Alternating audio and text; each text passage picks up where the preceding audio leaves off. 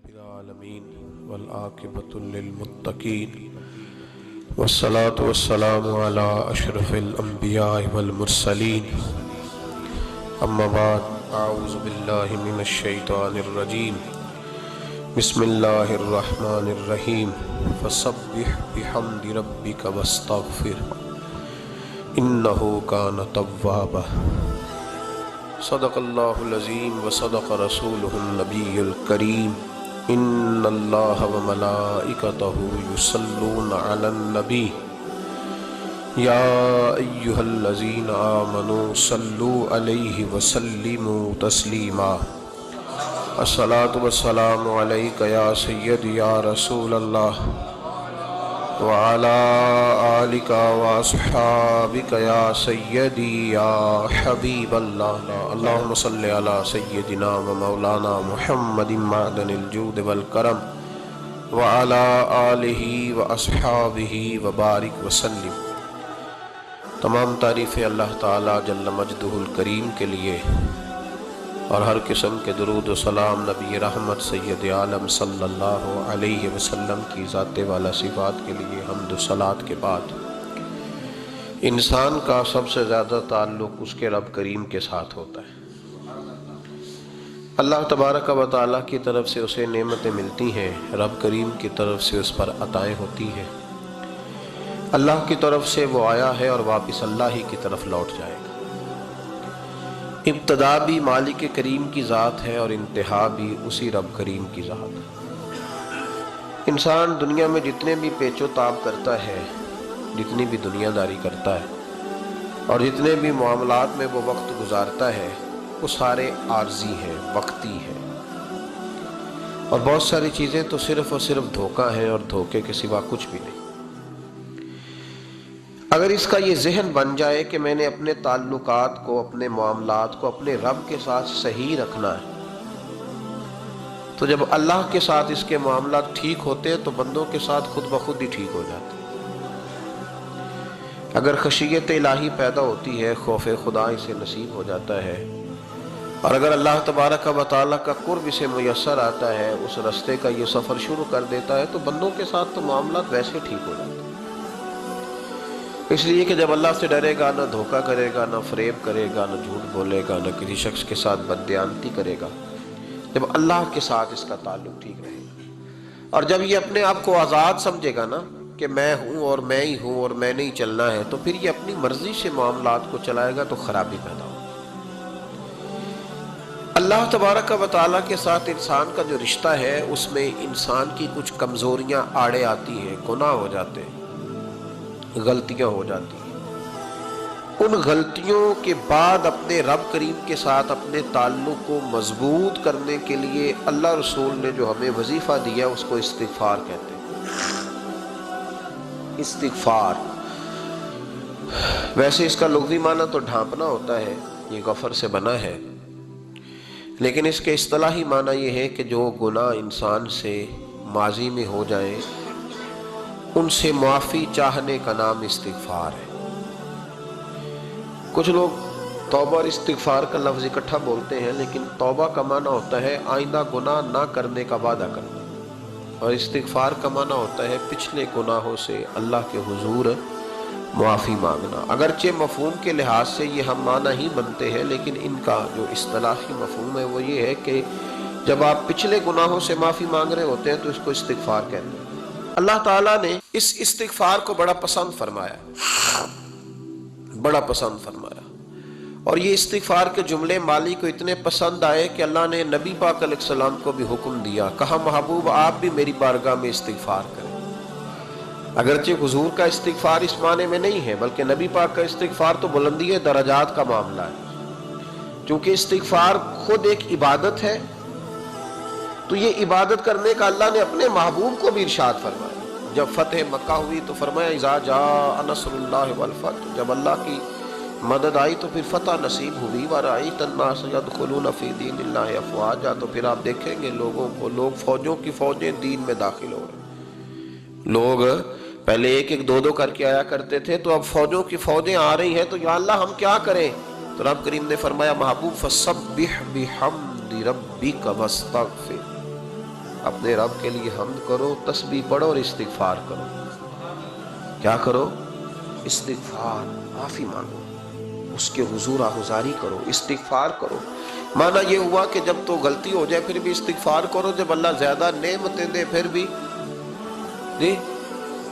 بھی استغفار کرو۔ ہمارے ہاں یہ ہوتا ہے کہ جب تو کوئی نقصان ہوتا ہے تو وہ اللہ کی طرف سے ہوتا ہے، نقصان ہو جائے تو کہتے ہیں اللہ کی مرضی تھی، اور فائدہ ہو جائے تو کہتے ہیں میں نے محنت ہی بڑی کی تھی، میری جدوجہد بڑی تھی۔ ایک بچہ ایک دفعہ میرے پاس کہیں انٹرویو کے لیے جا رہا تھا تو دعا کرانے آیا، کہنے لگا میں نے وہاں جانا ہے، دعا کیجئے گا اللہ تعالیٰ کامیابی دے۔ میں نے دعا کی، کچھ اس کو پڑھنے کو بتایا، لیکن کامیاب نہ ہو سکا، لوٹ آیا۔ تو میں نے پوچھا کہ کیا بنا؟ کہنے لگا حضرت صاحب بس اللہ کی مرضی تھی، اللہ کی مرضی تھی۔ پھر ایک دفعہ گیا تو نہ، اللہ کی مرضی تھی۔ تیسری دفعہ گیا، کامیاب ہو گیا۔ تو بھئی اب کیا بنا؟ کہنے لگا جی جب میں داخل ہوا تو اس نے جاتے ہی مجھ سے پوچھا سب سے پہلا سوال یہ کہ تمہیں جنرل نالج کی بھی کچھ معلومات ہے یا شعبے کے آدمی ہو؟ تو میں نے کہا جناب پوچھئے۔ تو انہوں نے پاکستان کا حدود اربہ پوچھا تو میں نے فٹافٹ بتا دیا۔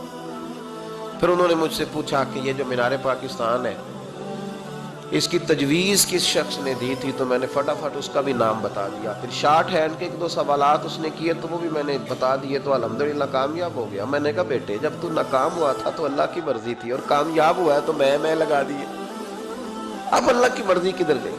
یہ اتنا بڑا نقص ہے انسانی فطرت کا، اتنی بڑی کمزوری ہے کہ معاذ اللہ تعالی ہم کمزوریاں قدرت کے کھاتے میں ڈال دیتے ہیں، اور ناکامیاں قدرت کے کھاتے میں، اور کامیابیاں کیا تماشا۔ حالانکہ ہونا یہ چاہیے تھا کہ جہاں انسان کمزور پڑے تو کہے میری غلطی تھی، میری غلطی تھی۔ صوفیاء یہ سبق دیتے ہیں، اللہ کے بندے یہ پیغام دیتے ہیں کہ جب تو کہیں ناکام ہو جائے تو سمجھ جائے تیری، اور جب تو کامیاب ہو جائے تو سمجھ رہے اللہ راضی ہو گیا تھا، اللہ نے رحمت کر دی، اس نے فضل کیا۔ تو یاد رکھیں استغفار، کئی چیزوں پہ استغفار ہوتا ہے، کئی چیزوں پہ، اور استغفار کا نفع ملتا ہے۔ کیا نفع ملتا ہے؟ وہ سورہ نوح کی آیت نمبر 10، 11 اور 12 میں اللہ نے بیان فرمایا کہ استغفار صرف گناہ سے معافی چاہنے کا نام نہیں، بلکہ استغفار کا تمہیں فائدہ ملے گا۔ کیا؟ رب فرماتے ہیں فَقُلْ تُسْتَغْفِرُوا رَبَّكُمْ۔ جب حضرت نوح کی قوم قحط کا شکار ہو گئی، آزمائشیں آ گئیں، تو آ کے حضرت نوح سے کہنے لگے اب ہم کیا کریں؟ تو کیا کہا حضرت نوح نے؟ فرمایا فَقُلْ تُسْتَغْفِرُوا رَبَّكُمْ، آپ نے فرمایا اپنے رب سے استغفار کرو، اپنے رب سے۔ انہوں نے قحط کی بات کی، انہوں نے کہا کہ کھیتیاں اجڑ گئی ہیں، بارش نہیں ہو رہی، قحط کی بات کی۔ آپ نے کیا کہا؟ استغفار کرو، کیوں کہ انہو کان غفارا، بے شک اللہ بڑا ہی بخشنے والا۔ وہ کیا کرے گا؟ یرسل السماء علیکم مدرارا، وہ تم پر موسلا دار بارش برسائے گا۔ جب تم استغفار کرو گے تو اللہ موسلا دار بارش برسائے گا، وَيُمْدِدْكُمْ، اور وہ تمہاری مدد کرے گا۔ استغفار کرنے والے کی اللہ کیسے مدد کرے گا؟ بِأَمْوَالٍ وَبَنِينَ، تمہیں مال بھی عطا کرے گا اور بیٹے بھی عطا کرے گا، بارش بھی دے گا استغفار کرنے والے کو، اور مال اور اولاد سے اس کی مدد بھی کرے گا۔ وَيَجْعَلْ لَكُمْ جَنَّةٍ وَيَجْعَلْ لَكُمْ أَنْهَارًا، اللہ تمہیں جنت بھی عطا کرے گا اور تمہیں نہریں بھی عطا فرمائے گا، تمہارے لیے جنت بھی بنائے گا، انہار بھی بنائے گا۔ توبہ کا، استغفار کا تمہیں یہ فائدہ ملے گا۔ ایک استغفار، ہمارے بزرگوں نے وہ لکھا ہے کہ جب انسان کو اللہ نعمتیں دیتا ہے تو پھر رب کا حکم ہے کہ اس پر شکر بھی کرے، نعمتوں پر اللہ کا شکریہ نہ کرنے پر بھی استغفار کرنا چاہیے۔ اے اللہ تو نے بڑا کچھ دیا تھا پر میں شکر ادا اس پر بھی۔ ہمارا تو اب یہ حال ہے کہ جو ہمارے پاس چیزیں ہیں وہ ہم کہتے ہیں یہ تو میرا حق تھا، لیکن جو نہیں وہ مجھے فٹافٹ ملنی چاہیے۔ مطلب اگر میرے پاس صحت ہے تو اس کو میں اپنا حق سمجھ لیتا ہوں کہ یہ تو میرا، یہ چونکہ ٹھیک ہے جی، یہ تو صحیح ہے، تندرستی ہے یہ تو ٹھیک ہے، لیکن کار کوئی نہیں، وہ ذرا مل جانی چاہیے۔ اولاد تو میرے پاس ہے، وہ تو میرا حق تھا، میرا رائٹ تھا، معاذ اللہ وہ تو ہم نے حق بنا لیا۔ اور میرے پاس بنگلہ کوئی نہیں، وہ مجھے فٹافٹ مل جانا چاہیے۔ بھئی یہ کس طرح تیرا حق تھا؟ کس حساب سے؟ یعنی جو چیزیں ہیں ان کو سنبھالنے کی فکر نہیں ہے، اور جو نہیں ہے ان کے طلب کی فکر لگی ہوئی ہے۔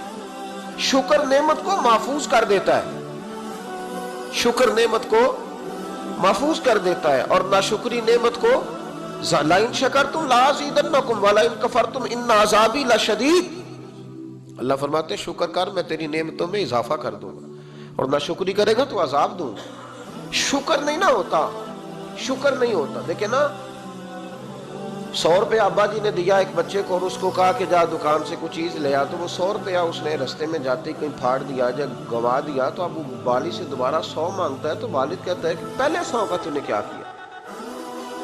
نہیں سمجھ آئی آپ کو میری بات؟ پہلے 100 کا کیا کیا؟ تو وہ کہے گا جی باپ میرا دل کرتا تھا میں نے پھاڑ دیا۔ جوان بچہ ہے، سمجھدار ہے، 12-14 سال کا ہے، میرا دل کیا تھا میں نے پھاڑ دیا، ختم ہو گئی بات۔ تو ابا نیا 100 دے دے گا؟ سبحان اللہ، کتنے خوش ہو کے آپ کہہ رہے ہیں نہیں دے دینا سو، یہ کیسے ہو سکتا ہے؟ بھائی کروڑ پتی والد بھی ہو تو 100 کا نوٹ دوبارہ دیتا کیوں؟ بیٹا نہیں اس کا؟ پیار نہیں؟ کیوں نہیں دے رہا؟ وہ کہتا تو نے میرے پہلے 100 کی قدر نہیں ڈالی، نیا تجھے کیسے مل جائے؟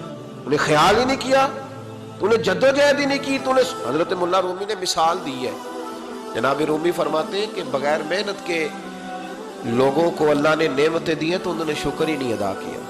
اندھے سے پوچھ آنکھ کی قدر کیا ہے، پوچھ اندھے سے، پوچھ معذور سے کہ ٹانگوں پہ چلنا کتنی بڑی نعمت ہے۔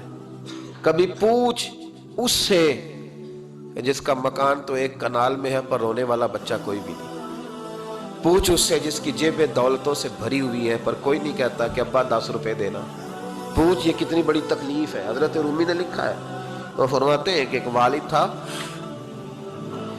تو اس نے بڑی دولت کمائی تھی، تو اس کا بیٹا بے دریغ ہی اڑاتا رہتا تھا، کبھی ادھر پیسے بھگا دیے، کمائے نہیں تھے نا، محنت نہیں نہ کی تھی، کمائے نہیں تھے۔ والد بڑا سمجھاتا تھا پر سمجھ نہیں آتی تھی۔ ایک دن اس کے ابا کے ذہن میں ایک بات آئی، وہ کہنے لگا بیٹے یار میں کنگال ہو گیا ہوں، اچانک حالات خراب ہو گئے، ایک آنا مجھے چاہیے، دوائی خریدنی ہے، کہیں سے لے کے آؤ۔ اس نے کہا ابا مسئلہ ہی کوئی نہیں، یار ہی بڑے ہیں، بہت سارے لوگوں کے ساتھ رات میں جاتا ہوں روٹی کھانے ہوٹل میں، کئی ہیں جو میرا انتظار کر رہے ہوتے ہیں، فیس بک والے اور جناب وہ سیلفی والے، بڑے سارے ہیں جو کہتے ہیں تیرے بغیر گزارا ہی نہیں، بڑے ہیں جو روز سویرے اٹھ کے پہلے مجھے السلام علیکم کا میسج کرتے ہیں، پھر اس کے بعد کسی اور سے، بڑے ہیں، کوئی مسئلہ ہی نہیں۔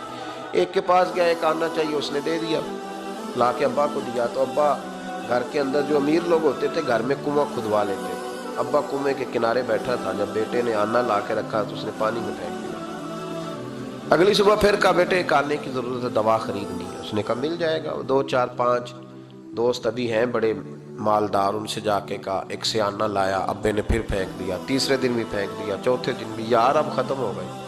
کچھ آہستہ آہستہ دوستوں کو پتہ چل گیا کہ کنگال ہو گیا، خبر پھیل جاتی ہے نا، اب بھوکا ہو گیا۔ اب آہستہ آہستہ موبائل بند ہونے لگے، آہستہ آہستہ جو ہے وہ نمبر بلاک ہونے لگا، حالات بگڑ گئے۔ جب اسے پتہ تھا کہ یار تو اب دروازہ کھٹکھٹاتا ہوں تو کہتے ہیں کہ اسے کہہ دو میں گھر نہیں، ابا نے تو آنا مانگنا ہے، اور میں بے دریغ دولت ابا کی اڑاتا رہا ہوں، اب یہ بھی نہیں کہہ سکتا کہ مجھے دیتا کوئی نہیں۔ شہر سے باہر نکل گیا، سارا دن مزدوری کی، جد و جہد کی، کبھی کام کیا نہیں تھا، ہاتھوں پہ چھالے پڑ گئے۔ بڑا مشکل ہوتا ہے جن لوگوں نے کام نہ کیا ہو انہیں کرنا پڑ جائے، تو تکلیف کا شکار ہو کے ایک آنا کمایا، شام کو لا کے والد کی ہتھیلی پہ رکھا تو اس نے پھینکا نا جب کنویں میں تو چیخ پڑا، کہنے لگا ابا جی آپ سیانے بیانے بندے ہیں، روز پیسے لا کے دیتا ہوں، کنویں میں پھینک دیتے ہو، کوئی کرنے والی بات کرو، نہیں دوائی کھانی تو نہ کھاؤ، ضائع کیوں کرتے؟ بیٹے کو باپ نے تھپکی دے کے بٹھا لیا، اس نے کہا بیٹا میں نے پہلے دن تو نہیں پھینکا، تو 7واں دن ہے میں روز پھینکتا ہوں، آج تیری چیخیں کیوں نکلی؟ کہنے لگا ابا پہلے ادھار کے تھے آج مزدوری کے ہیں۔ نہیں سمجھ آئی بات؟ پہلے بولیے، اور آج میری محنت ہے، مزدوری ہے، جد و جہد ہے۔ تو والد کہنے لگا بیٹے یہی میں تجھے سمجھانا چاہتا تھا، وہ میرے بھی محنت کے ہیں جو تجھ روز یاروں کو کھلا آتا ہے، اور میں نے بڑی جد و جہد سے جمع کی ہے، میں کنگال نہیں ہوا، صرف تجھے سمجھانا تھا۔ او بھائی یہ آنکھیں تیری محنت کی نہیں نا، اس لیے تو شکر نہیں ادا کرتا، یہ وجود، یہ ٹانگیں، یہ شعور، یہ تیری جد و جہد کا نہیں، جو عقل کی دولت اللہ نے دی ہے نا، یہ تیری محنت کی نہیں۔ اگر محنت کی ہوتی تو سجدے میں پڑا رہتا، تو خیال کرتا اللہ نے آنکھیں دی ہیں قرآن دیکھنے کے لیے، جب کوئی کسی گندی چیز کو دیکھتا ہے تو ناشکری کرتا ہے، جب غلط طرف اٹھاتا ہے یہ چیزیں تو ناشکری کرتا ہے۔ صاحبو یاد رکھنا اور اس پر ضرور غور کرنا کہ جب نعمتوں کا شکر ادا نہ کیا جائے تو پھر ہمیں استغفار کا حکم دیا گیا۔ پھر کیا کرنا ہے ہم نے؟ استغفار کہ یا اللہ ہم تیری نعمتوں کا شکر ادا نہیں کر سکے تو ہمیں معاف فرما دے، تو ہم سے درگزر فرما، معاف فرما۔ ایک استغفار اس بات کا ہے کہ دیکھیں نا، یہ رسول پاک علیہ السلام کا فرمان، یہ حدیث امام رازی نے لکھی ہے، اور نبی پاک کی فرمان کے لحاظ سے جو چیز ہمارے سامنے ہے نا اس پر ہماری آنکھیں بھی کھل جانی چاہیے، دل بھی کھل جانا چاہیے، کہ کوئی خاص ہی بات تھی جو حضور نے بیان فرمائی صلی اللہ علیہ وسلم۔ سرکار دو عالم علیہ السلام نے فرمایا ایک آدمی نے 500 سال بغیر ریاکاری کے اللہ کی عبادت کی۔ کتنے سال؟ 5 سال نہیں ہوتی بغیر ریاکاری کی۔ تہجد پڑھنے والا جب تک 6 لوگوں کو بتا نہ دے تہجد پڑھی ہے، اتنی دیر تو تہجد آگے بڑھتی نہیں، کم از کم 6 بندوں کو پتا ہونا چاہیے۔ اور میرے جیسے حاجی نمازیوں کا تو دل کرتا ہے کہ وظیفے پہ بندہ رکھا جائے جو تعریفیں کرے صبح شام۔ حاج صاحب کی کیا بات ہے، حضرت صاحب کی وظیفہ دیں گے اس کو مہینے کا، اور وہ تعریف کرے کھول کے کہ آپ کی بڑی بات۔ یہ مرض ہے، تعریف سننا نا یہ بیماری ہے، اس نے جھوٹ کو جنم دیا ہے، بہت بڑا مرض ہے۔ حضرت سعدی نے اس پر بہت بڑے مقالہ جات لکھے ہیں اور فرماتے ہیں یہ مرض کچھ لوگوں میں بہت زیادہ ہوتا ہے۔ ایک امیروں میں، امیر لوگ ناراض نہ ہو جائیں پر انہوں نے کہا ہے تو کوئی حکمت ہوگی نا، امیروں میں تعریف سننے کا مرض بہت زیادہ ہوتا ہے۔ فرماتے ہیں ایک بادشاہوں میں اور تیسرا عورتوں میں، ان میں یہ بیماری بہت زیادہ ہوتی ہے۔ کوئی تعریف نہ کرے تو خود اپنی کرنی شروع کر دیتے ہیں، خود ہی کہہ دیتے ہیں کہ وہ کیا بات سی، میرے ابا جی تے وہ تے 100 حال چلدا سی تے 150 بندہ ٹکر کر، ابا جی دی چھڈ تو دس تیرے کنے چل دے، تیرے کول کنے بندے روٹی کھاندے، اپنی بات کرنا۔ اقبال کہتے تھے تو وہ آبا تمہارے ہی مگر تم کیا ہو، ہاتھ پہ ہاتھ درے منتظر فردا، ابا جی کی دادا جی کے چھوڑ اپنی کر، ہمیں تو تیرا پتہ ہے تو اپنی بات کر، تیرے اندر بھی کوئی چیز ہے کہ نہیں۔ ابا دادا تو سب کے بڑے ہیں، حضرت آدم کی اولاد ہے تو حضرت آدم نبی تھے، تو باپ دادا تو سب کے بڑے بڑے ہی ہیں، بات یہ ہے کہ اپنی بات کرنی چاہیے نا۔ تو یہ بیماری ہے، یہ نقص ہے۔ 500 سال بغیر ریاکاری کی عبادت، اور بیان میرے نبی کریم علیہ السلام فرما رہے ہیں 5، بولیے، یہ بہت بڑا مسئلہ ہے، دکھاوا نہ ہو، ریاکاری نہ ہو۔ ہم مجالس میں جاتے ہیں نا جناب، محافل میں، تو لسٹ ملتی ہے، یہ چودھری صاحب نے صدارت ہے، انہوں نے خصوصی تعاون کیا ہے، تو یہ فلانے صاحب ہے تو ان کا بھی نام لینا ہے۔ تو میں کبھی کبھی کہہ دیتا ہوں کہ یار آپ نے تو کہا تھا یہ نبی پاک کی تعریف کی محفل ہے، اور یہاں آپ نے لسٹ لگا دی ہے پوری تعریف کرنے والوں۔ کچھ ضروری ہے کسی کا نام لینا اور اس کا جناب ذکر کرنا اور اشتہار پہ اس کی فوٹو آنا، یہ کچھ ضروری ہے؟ ویسے بھی کوئی اچھا لگتا ہے کہ نبی پاک کے نام کی محفل اور میں کہوں میں صدارت کر رہا ہوں؟ ڈرنا چاہیے نا مجھے اللہ تعالیٰ، حضور کی محفل اور میری صدارت، اس پر کبھی غور کریں۔ اگر کوئی راہ طریقت کا مسافر ہوگا تو تڑپ جائے گا کہ نبی پاک کے نام کی محفل اور سرپرستی ایک ایسے آدمی کی جس کو وضو تک نہیں کرنا آتا، چھ معنی دار ہے، کوئی دھندا ہے معاذ اللہ تعالیٰ، جس کا جو دل کرے وہ کرتا جائے۔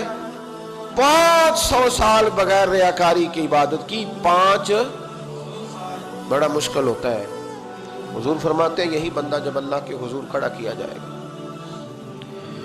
تو رب کریم اس سے کہے گا کہ چلو اس کو میرے فضل سے جنت میں لے لو، تو عرض کرے گا مالک فضل تو ٹھیک ہے پر 500 سال لگائے میں، 5۔ وہ مولوی صاحب میری طرح کے بیچارے جو امام مسجد ہوتے ہیں نا تو وہ بھی کہتے ہیں جب میں آیا تھا تو 30 بچے تھے مسجد میں، اب 80 ہو گئے۔ اور بھائی یہ بندوں کو بتانے کی کیا ضرورت ہے، یہ تو اللہ کی رضا کے لیے ہے نا، تو چھوڑ اس میں اتنا تذکرہ کرنے کی کیا حاجت۔ 500 سال جس نے لگائے، بول پڑا یا اللہ 500 سال لگائے اور تو کہتا ہے کہ اس کو میرے فضل سے لے جاؤ، تو رب کریم نے فرمایا چلو کوئی نہیں پھر انصاف کر لیتے، الٹی آنکھ کی روشنی نکال کے ترازو کے ایک پلڑے میں رکھو اور 500 سال کی بغیر ریاکاری کی عبادت دوسرے پلڑے میں رکھو۔ کبھی اس مریض سے پوچھنا جس کو ڈاکٹر کہہ دیتا ہے کہ تیری آنکھ کا علاج نہیں ہو سکتا، بے بس ہوتے ہیں ڈاکٹر، جواب دے جاتا ہے شعور۔ پوچھ کبھی اس شخص سے کو کہتے ہیں بس جناب اب آپ اپنی آنکھیں موجود ہونے کے باوجود آپ دیکھ نہیں سکتے، اتنی موٹی آنکھ لگی ہوئی ہے، لیکن روشنی اللہ چاہے تو دیتا ہے، نہ چاہے تو نہیں دیتا۔ 500 ایک آنکھ کی روشنی ایک پردے میں رکھ لو اور دوسرے میں 500 سال کی عبادت رکھ دی، اللہ اکبر۔ تو رب کریم نے فرمایا اب تولو، جب تولی تو وہ عبادت تھوڑی تھی اور ایک نعمت زیادہ تھی۔ اللہ نے فرمایا یہ تو بھائی اس کو تو 500 سال دیے تھے، یہ تو ایک نعمت کا شکر نہیں ادا کر سکا، پکڑو اس کو دوزخ میں ڈالو۔ ایک کر کے کیا آیا ہے؟ پکڑو جہنم میں ڈالو، اس کو لے چلو۔ ترمذی شریف کے لفظ ہے، نبی پاک نے ہمیں سمجھایا اور ایک جملے میں ساری بات ختم کر دی۔ حضور فرمانے لگے تو اللہ کی تھوڑے دیے ہوئے رزق پہ راضی ہو جا، وہ بھی تیری تھوڑی عبادت سے راضی ہو جائے گا۔ اور اگر تیرا پروگرام ہے نا لمبی چوڑی جائیدادوں کا، تو پھر سجدے بھی لمبے کر، پر لمبے کرنا تو بھی۔ یہ کیا بات ہوئی؟ یہاں جتنی دولت بڑھتی جاتی ہے عبادت سکڑتی جاتی ہے، وقت ہی نہیں، ٹائم ہی نہیں، یہ بڑھا پھر۔ تو جب دوزخ میں جانے لگا نا تو پھر خیال آیا، تو حضور فرماتے استغفار کرنے لگا، کہنے لگا اللہ میں بھول گیا، اللہ مجھے غلطی لگ گئی، استغفار کر رہا۔ تو جب اس نے استغفار کیا تو رب کریم تو پہلے ہی بڑا قبول کرنے والا ہے۔ یا اللہ میں بھول گیا، تو فرمایا چلو جو استغفار کرے اسے تو میں ویسے ہی معاف کر دیا کرتا ہوں، اسے بخش دو، اسے میرے فضل سے جنت میں لے جاؤ۔ پہلا استغفار، ہمارے بزرگ نے ایک مراقبہ کراتے تھے،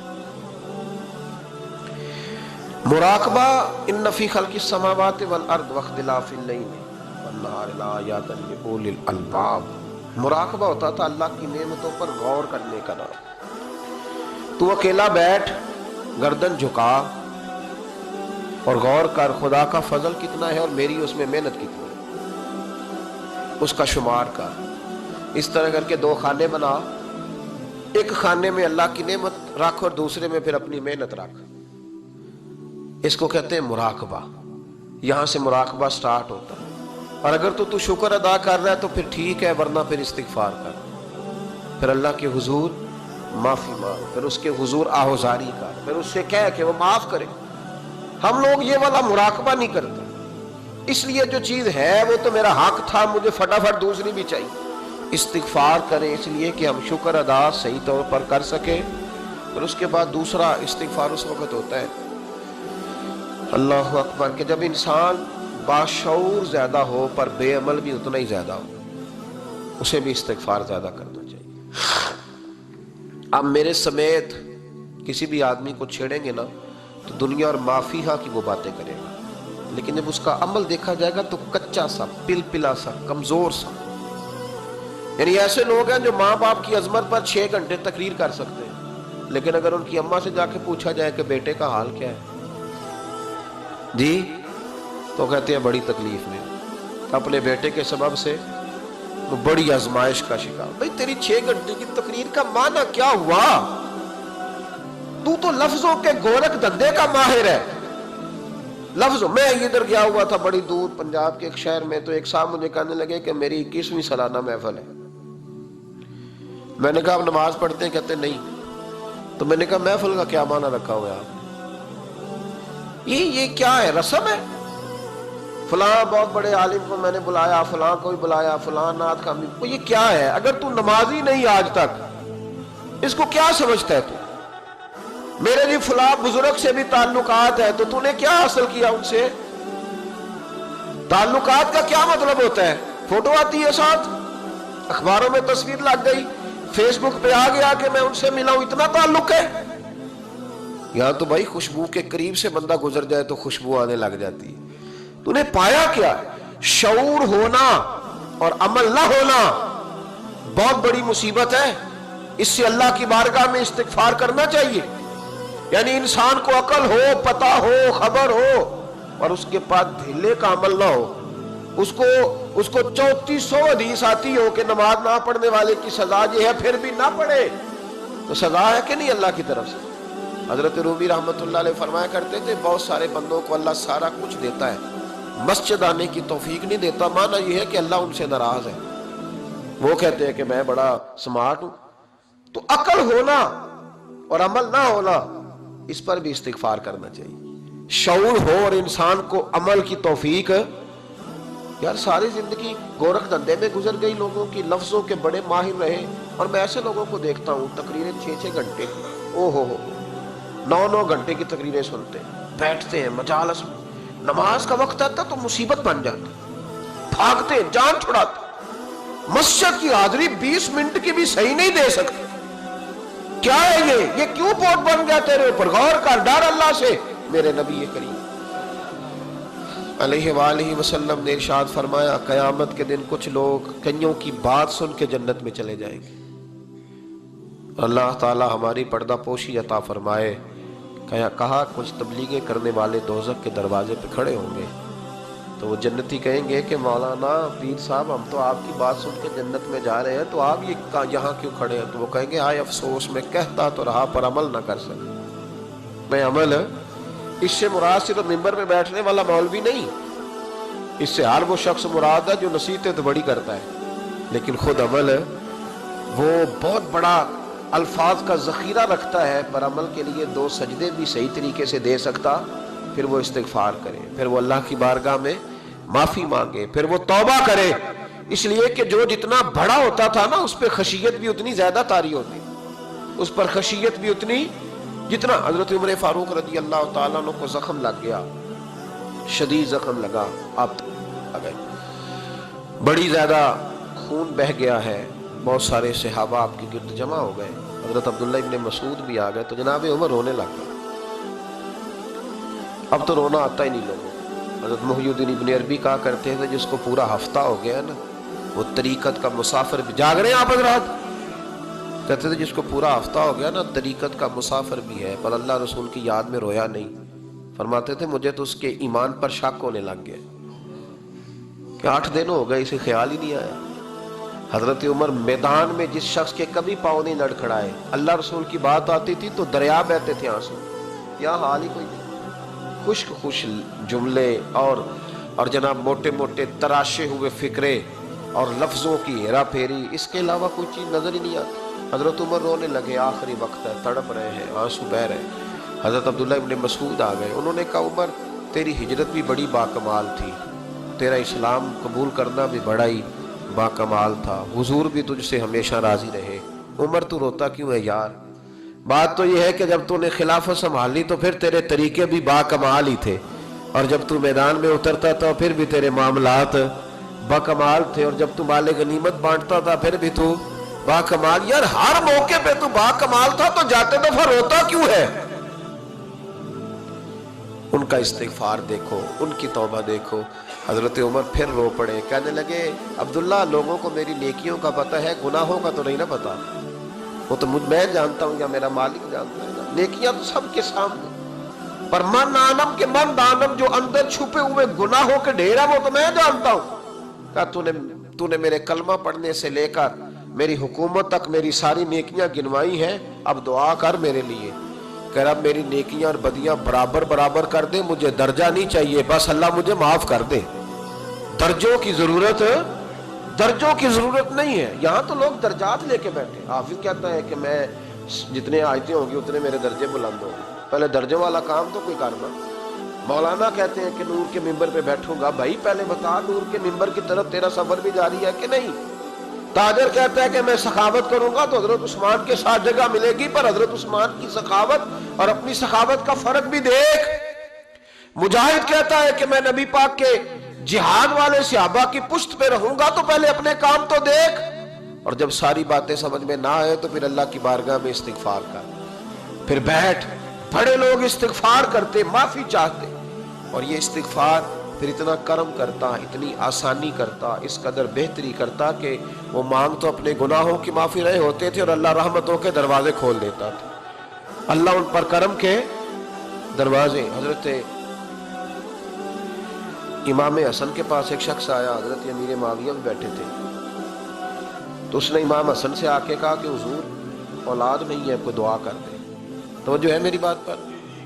اب بھی لوگ پیروں کے پاس آتے ہیں نا ماشاءاللہ سے، اللہ خیر فرمائے. تو پیر صاحب اگر وظیفہ بتائیں تو وظیفہ چونکہ پڑھنا پڑتا ہے وہ کام مشکل ہے. لہذا تعویذ تو پیروں نے بھی اب ماشاءاللہ بڑی ترقی کر لی، انہوں نے بھی تعویذ چھپوا کے رکھ لی ہے. کون لکھے اتنے تعویذ، جو کہ ہر مرید کو تو تعویذ چاہیے.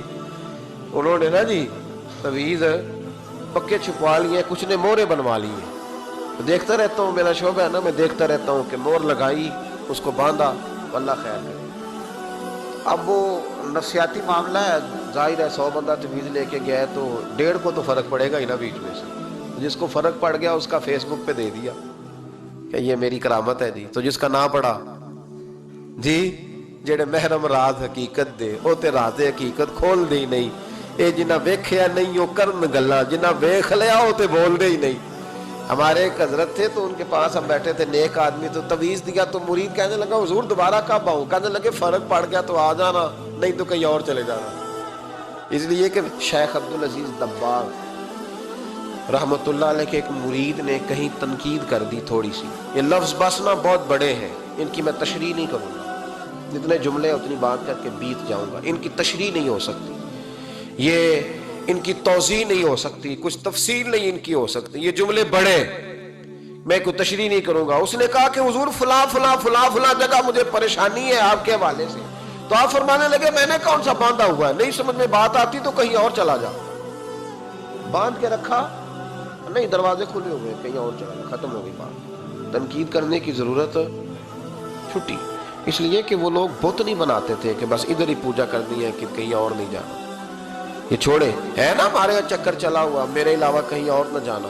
شیخ عبدالوہاب شرونی فرمایا کرتے تھے یہ تو نقص ہے تیرے اندر کا، یہ تو تیرے اندر کا نقص ہے، اگر تو قابل ہوتا تو کہتا جا سنگیا سارا زمانہ دیکھا، اگر کوئی میرے جیسا ملا تو چلا جانا، اور اگر میری طرح کا نہ ملا تو پھر کہیں اور جا دیکھا سارا۔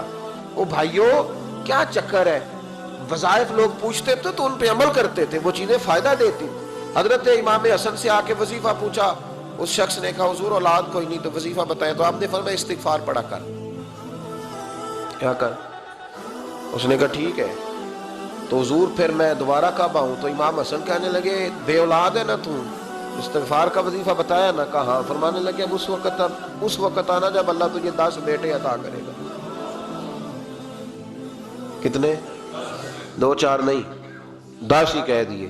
تو حضرت امیر معاویہ رضی اللہ تعالیٰ دیکھا، کہنے لگے حسن اتنا بڑا دعویٰ؟ آپ فرمانے لگے میں نے کہہ دیا نا تو اللہ فضل کرے گا، ہاں ہاں اللہ خیر کرے گا، خیر ہو جائے گی۔ وہ شخص کئی سالوں کے بعد آیا، کئی سالوں کے بعد، تو حضرت امیر معاویہ کو بھی ساتھ لایا، کہنے لگا حضور اللہ کے فضل سے اللہ نے 10 بیٹے عطا فرمائے، پورے 10 ہی اللہ نے دیے۔ تو حضرت امیر معاویہ کہنے لگے جناب بات تو آپ کی سچی ہو گئی، پر مجھے بھی بتائیں یہ وظیفہ کہاں سے لیا؟ فرمانے لگے قرآن پاک سے، سورہ نوح کی 10 11 12 آیت پڑھو، اللہ فرماتے ہیں تم استغفار پڑھو، میں تمہاری بیٹوں سے بھی مدد کروں گا، مالوں سے بھی مدد کروں گا۔ تو میں نے استغفار بتائی تھی اور قرآن میرے اللہ کا ہے، رب کا وعدہ جھوٹا ہو سکتا؟ فرمایا 10 بیٹے ملنے تھے، میں نے کہہ جو دیا تھا۔ اور میرے بھائیوں یاد رکھیں استغفار اللہ کی رحمت نازل کر، ایک ہوتا ہے خوف، ایک ہوتی ہے خشیت۔ خوف والے لوگ توبہ کرتے ہیں، خشیت والے استغفار کرتے ہیں۔ ایک ہوتا ہے خوف، ایک ہوتی ہے خشیت والے استغفار کرتے ہیں۔ نبی کریم علیہ السلام نے فرمایا میں دن میں 100 مرتبہ استغفار کرتا ہوں، دن میں۔ توبہ والا کہتا ہے کہ میں بھول گیا تھا مجھے معافی مل جائے، اور خشیت والا کہتا ہے میرا یار ناراض نہ ہو جائے، وہ استغفار ہی کرتا رہتا ہے، وہ معافی حضرت رومی نے مثال دی ہے، فرماتے ایک عورت تھی تو بھیک مانگا کرتی تھی، ایک دن بادشاہ کے دروازے پہ بھیک مانگنے گئی تو بادشاہ کو پسند آ گئی، اس نے نکاح کر لیا۔ 20 کنیزائیں اس بی بی کے پاس تھی خدمت کرنے کے لیے، روٹی دینے کے لیے، کپڑا دینے کے لیے، لیکن وہ ہر وقت روتی رہتی تھی، ہر وقت روتی۔ ایک سمجھدار کنیز کہنے لگی کہ ملکہ اب تیرا درجہ بہت بڑا ہے، تو ہر وقت روتی رہتی ہے، معافیاں ہی مانگتی رہتی ہے ہر وقت، کون سی ایسی نعمت ہے جو تیرے پاس نہیں؟ تو وہ کہنے لگی اس لیے تو روتی ہوں۔ کیا مانا؟ کہنے لگی اس لیے روتی ہوں کہ میں اس قابل نہیں تھی جو مجھے مل گیا، کہیں میرے سر کا سائیں ناراض نہ ہو جائے، وہ کہیں بگڑ نہ جائے، مجھے پتا ہے کہ میں کیا تھی اور مجھے کہاں تک پہنچا دیا، میں روتی اس لیے ہوں کہ کبھی کہیں وہ ناراض۔ حضرت عمر اس لیے روتے تھے کہ کہیں مصطفیٰ ناراض نہ ہو جائے، حضرت ابو بکر اس لیے تڑپتے تھے کہ کہیں اللہ کا فضل روٹھ نہ جائے۔ یہ جو مولا علی اپنے کمرے میں بیٹھ کے زور زور سے استغفار پڑھتے تو اس لیے نہیں کہ بڑے پاپ تھے جن کی معاذ اللہ معافی مانگتے تھے، اس لیے کہ رب رسول کہیں ناراض نہ ہو، خشیت تھی کہ جہاں ہم پہنچے ہوئے کہیں وہاں سے واپس۔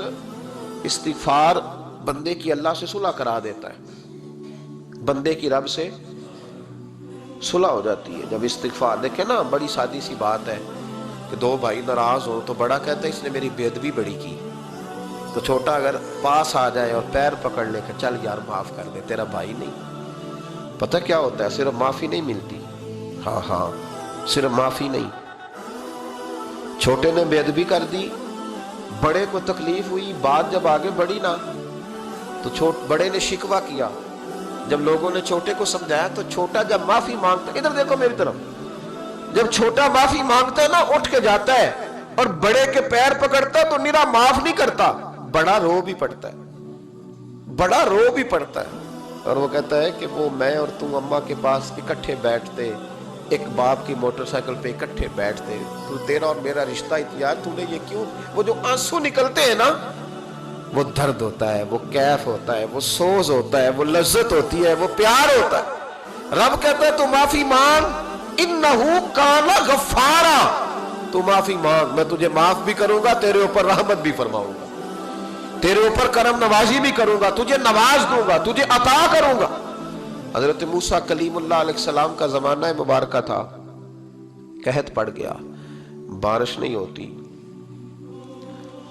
हम लोग ना, अब तो खैर हमारे पाकिस्तान में तो टेबल टॉक होती है, टॉक शो होते हैं, हमारे यहाँ तो पता किया जाता है कि बारिश हो क्यों नहीं रही, और उस पर यह होता है कि धुआं बड़ा चढ़ गया है, हालात बड़े ख़राब हैं, फलां ऐसे हो गया, कहत का हम तो असबाब तलाश करते रहते हैं ना जी, फोक बहुत ज़्यादा है, फलां चीज़ ऐसे है, फलां चीज़ ऐसे, अब तो ये तलाश करते रहते हैं। वो लोग यूँ नहीं करते थे, वो सीधे जाके मुसल्लों पे बैठते थे, इसलिए कि वो कहते थे जब रब चाहता है तो फिर कोई चीज़ किसी चीज़ को रोक सकती, वो सीधे मुसल्ले पे बैठते। आला हजरत फाजिल बरेलवी रहमतुल्लाह अलैह के पास एक मौलाना मोहम्मद हुसैन आए, वो फल्कियात के बड़े माहिर थे, तो आला हजरत ने फरमाया जरा सितारों का हिसाब लगा के दिखाओ बारिश कब होगी। कहने लगा पूरा महीना तो नहीं होगी। तो आला हजरत रहमतुल्लाह अलैह फरमाने लगे कहो कि मेरा इल्म कहता है महीना नहीं होगी, अल्लाह चाहे तो अभी हो सकती है।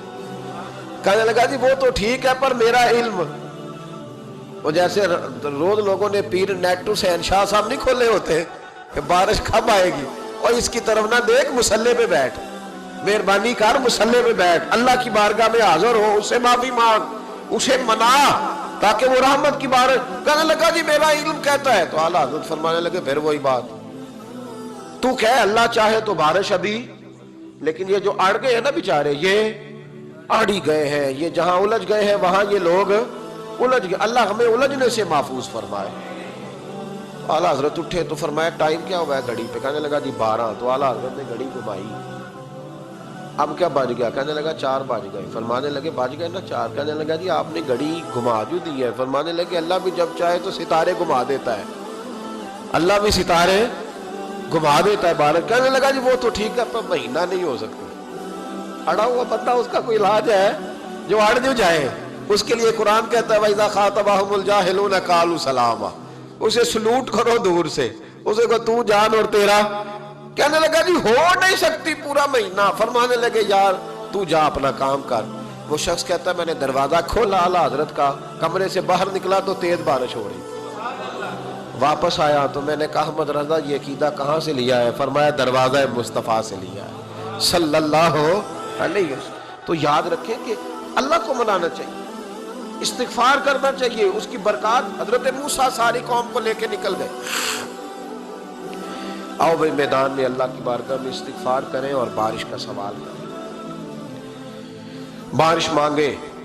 जब बाहर निकले देर तक दुआएं होती रहीं तो हजरत मूसा अलैहिस्सलाम को रब करीम ने वही फरमाई कि मूसा आपकी कौम में ना एक शख्स है जिसको 40 साल हो गए नाफरमानी करते, उसने रब से सुलह नहीं की। कितने लोग हैं?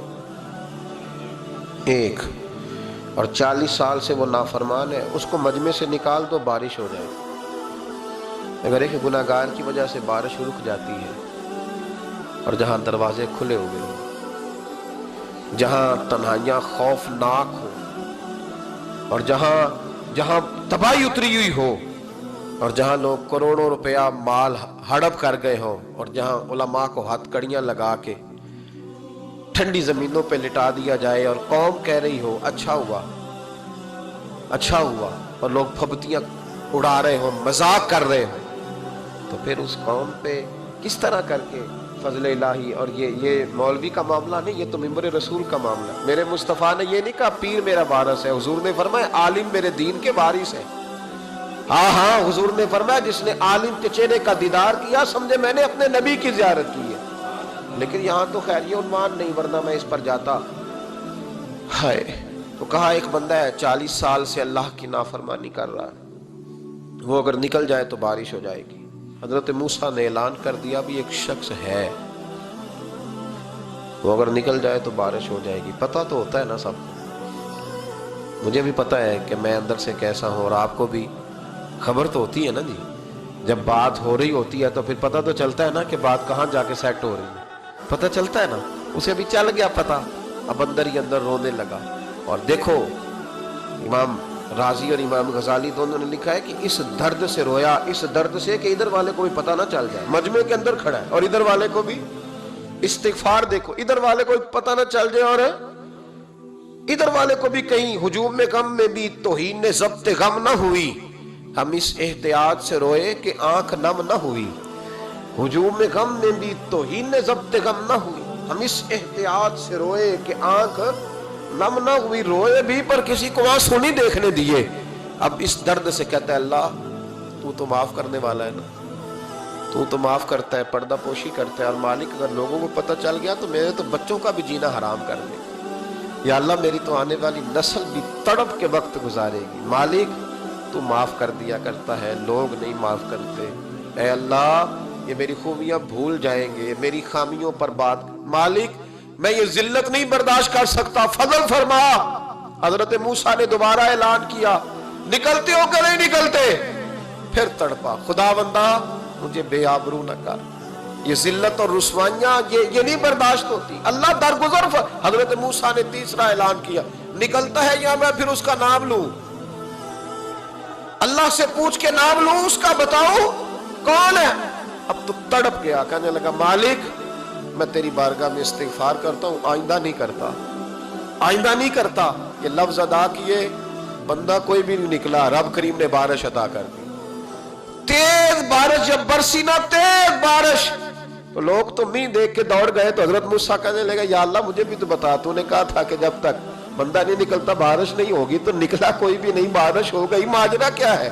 تو رب کریم نے فرمایا موسیٰ بس اس نے مجھ سے صلح کر لی، اس نے مجھ سے صلح کر لی۔ اور امام غزالی نے لفظ لکھے، حضرت موسیٰ نے پوچھا، حالانکہ اللہ اپنے نبیوں کو غیب کے خزانے دیتا ہے، پوچھا کہ اے اللہ مجھے اس کا نام بتا دے۔ تو رب کریم نے فرمایا موسیٰ جب گناہگار تھا تب نہیں کسی کو بتایا، جب پاپی تھا تب نہیں بتایا، جب مجرم تھا تب نہیں بتایا، اب کیسے بتا دوں؟ فرمایا اس کی میری صلح ہو گئی ہے، اور فرمایا جو بارش نہیں نہ ہو رہی تھی وہ بھی اس کی وجہ سے نہیں ہو رہی تھی، اب جو ہوئی ہے نا تو یہ بھی اسی کی وجہ سے ہوئی ہے، یہ بارش اب جو ہوئی ہے تو یہ بھی یہ اس گناہگار کے سبب سے۔ اپنی راتیں اللہ کے ساتھ گزارے، مصلی پہ بیٹھے۔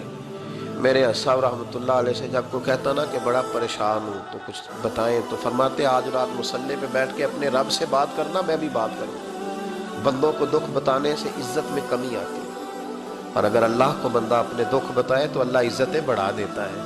ترمذی شریف کی حدیث ہے، نبی پاک علیہ السلام نے فرمایا اگر تو دنیا داروں کو دکھ بتائے گا تو اللہ تجھے غنی نہیں کرے گا، اور اگر تو اپنے رب کو بتائے گا تو اللہ بڑی جلدی تجھے دنیا سے بے نیاز کر دے، تجھے لوگوں کی ضرورت نہیں رہے گی۔ استغفار کریں، کثرت سے کریں، ذوق سے کریں، مصلی آباد رکھیں، ہر شے دیکھو نا، جس طرح کھانے کی میز آباد رہتی ہے، بستر آباد رہتا ہے، ہمارے دیگر معاملات، اگر مصلی نہ آباد رہے تو روح بے چین رہتی، طبیعت بے قرار رہتی۔ انسان میں نے دیکھا ہے بڑے بڑے سمجھدار لوگ پاگلوں جیسی زندگی گزار رہے ہیں، بولتے جا رہے ہیں، بولتے جا رہے ہیں، بولتے جا رہے ہیں، ایسے کسی کو کوئی خبر کہ 6 فون اٹھائے ہوئے ہیں، ایسے جیسے ڈسٹرب ہو گئے مینٹلی طور پر۔ وجہ کیا ہے کہ ان سے جان نہیں چھڑاتے۔ کبھی سارے موبائل بند کر کے نا، سارے بچے ہر چیز سائیڈ پہ کر کے مصلی پہ بھی آنا چاہیے، اور مالک تو بڑا ہی قریب ہے، اللہ تو بڑے کنز المال کی حدیث سنا کے بعد سمیٹتا ہوں۔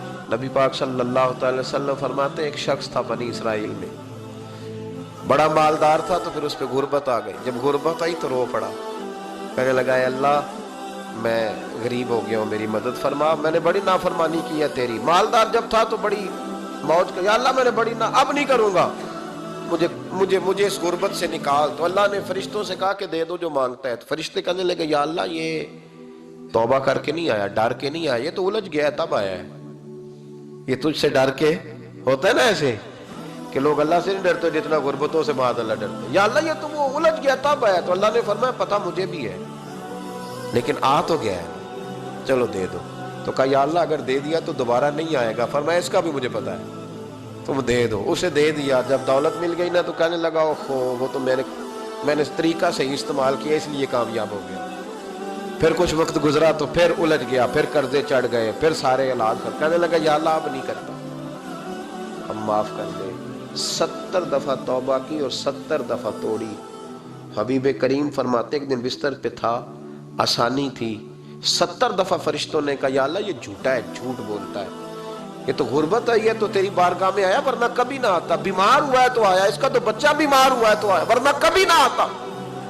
70 دفعہ توبہ توڑی۔ ایک دن رات کو بستر پہ لیٹا تھا، دولتیں بھی تھی، آسانیاں بھی تھی، دل میں خیال آیا میں کتنا جھوٹا ہوں، جب الجھ جاتا ہوں تو اس کے دروازے پہ جاتا ہوں اور وہ کتنا قریب ہے، مجھے خالی نہیں لوٹاتا۔ تڑپ اٹھا، آنسو نکل گئے، اٹھ کے مصلے پہ کھڑا ہوا تو رب کریم نے فرشتوں سے فرمایا کھول کے دیکھو دروازے، آج یہ غربت کی وجہ سے نہیں آیا، آج میرا بن کے آیا ہے۔ تو یا اللہ پہلے تو دولت دیتا تھا، آج کیا دے گا؟ تو محبوب فرماتے اللہ فرماتے اب میں اسے بغیر حساب کتاب جنت عطا کروں گا۔ استغفار کرے، اس کے حضور حاضری دے۔ جس طرح سارا کچھ چھوڑ چھاڑ کے لوگ کہتے ہیں کہ 1 مہینہ میں نے کسی سیاحتی مقام پہ رہنا ہے، میں نے اب کسی ٹھنڈے علاقے میں چلے جانا ہے، برف باری دیکھنی ہے، سیر کرنی ہے، 10 دن کی چھٹیاں وہاں گزارنی ہے، چلو 7 چھٹیاں وہاں گزار لو، 3 دن اپنے اللہ کے ساتھ گزارو، روزے رکھو، دن کو رات کو قرآن شریف پڑھو، تلاوت، کچھ وقت دو اللہ کے ساتھ حضور پر درود و سلام بھیجنے کے لیے، نبی پاک کی نعت کے لیے، اذکار کے لیے، بزرگوں کے لیے، پھر دیکھنا اللہ روح کو کتنا سکون دیتا ہے۔ آخر دعوانا الحمد